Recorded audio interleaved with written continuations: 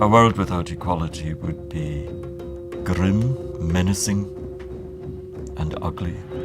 Inequality is when people are simply mistreated or favored because of race, religion, ethnicity, background, gender, which would lead to feeling of oppression, injustice, and discrimination. 70 years ago, during the Holocaust, millions of people have been murdered because of discrimination. It started with very light discrimination, and it ended with the murder camps. God the Almighty says that He has created people as males and females and has deliberately made them into different nations and tribes so that they can get to know each other. People are different, and you have to allow people to be different.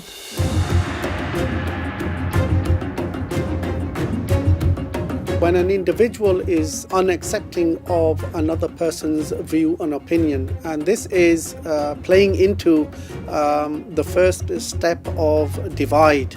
It fuels hatred, it presents the feeling of us and them. Go back to where you come from. Sadly, the discrimination and racism and xenophobia and anti-Semitism is getting worse and worse.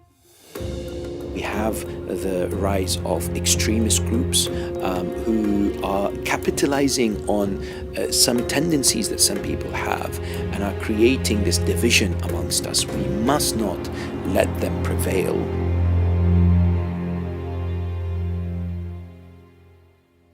We should emphasize on education, and education must start from a young age.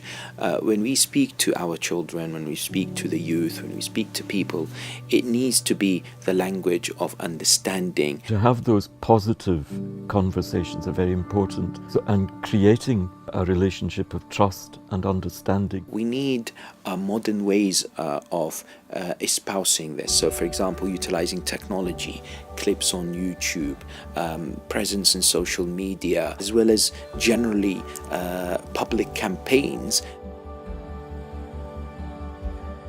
Realising the differences and respecting them, but celebrating them in a way that everyone feels included, and that includes places of worship and faith institutions, in order to ensure that everyone feels welcome there.